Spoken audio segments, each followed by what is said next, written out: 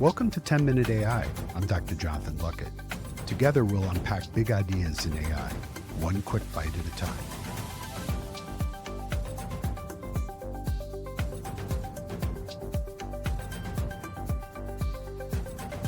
Let's dive in. Today, we're looking at a really fascinating document, one that comes from the Catholic Church, and it's grappling with one of the biggest questions of our time: artificial intelligence.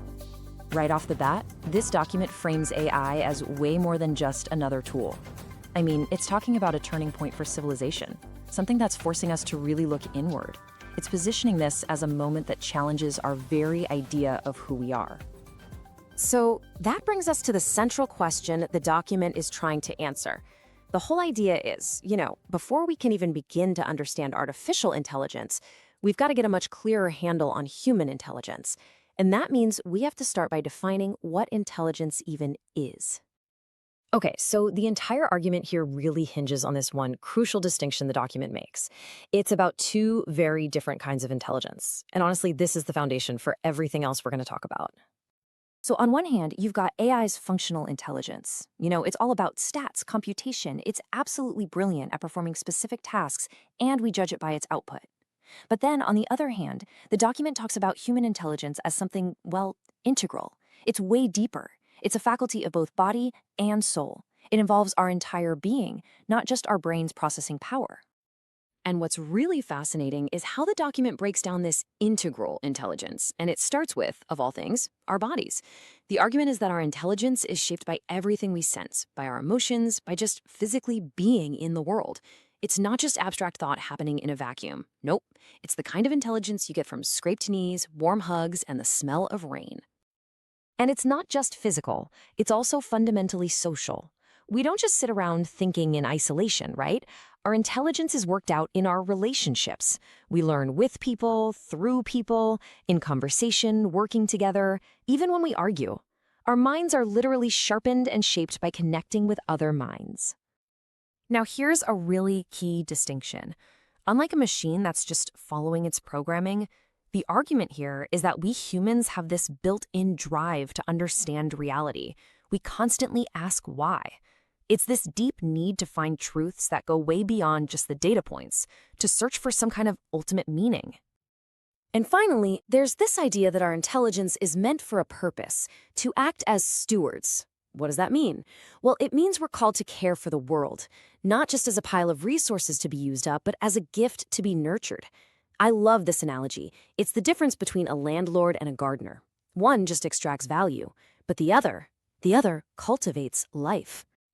So when you lay out this really rich, holistic definition of what it means to be humanly intelligent, well, it naturally leads to the next big point, drawing some really clear lines around what AI can do, and maybe more importantly, what it can't do.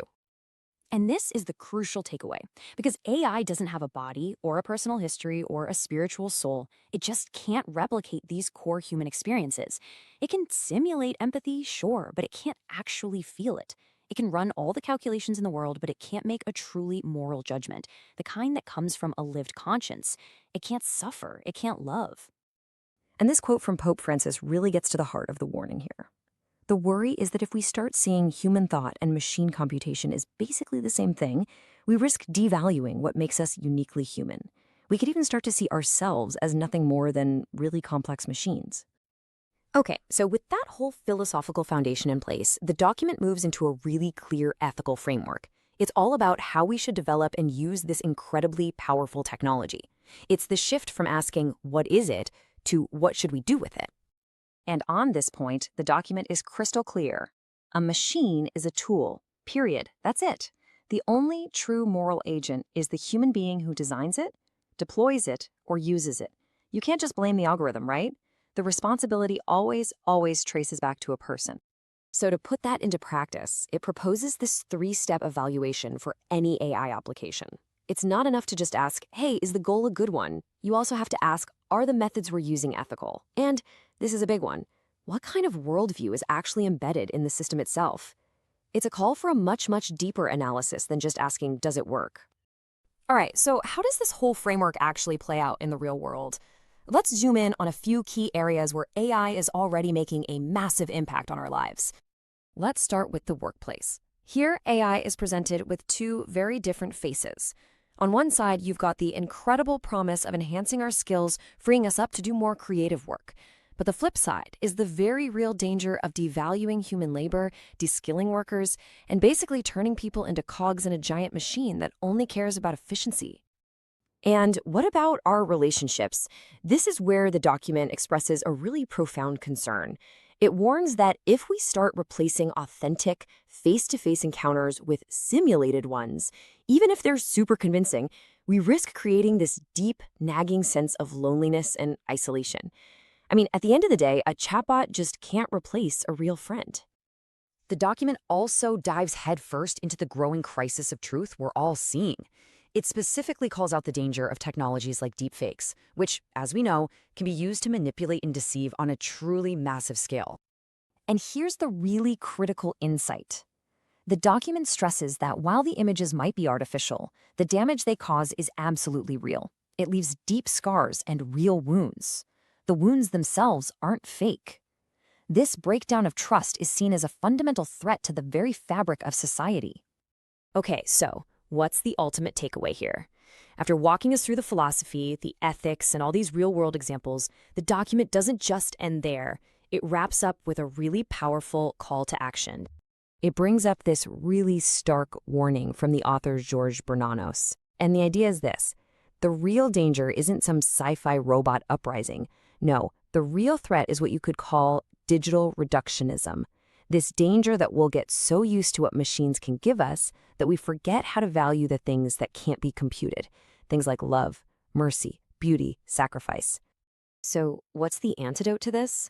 The document argues it's about cultivating a wisdom of the heart, and I love this way of thinking about it. It's like the difference between a chess computer and a human grandmaster. The computer can calculate millions of moves, right?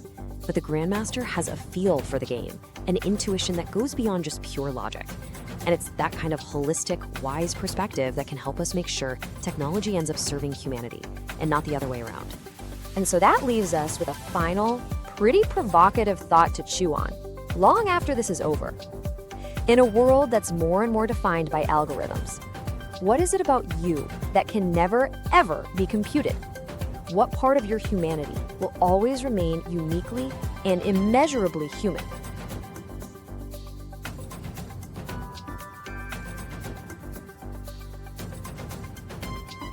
That's today's 10-Minute AI. I'm Dr. Jonathan Luckett. See you next time for another fast take on the future.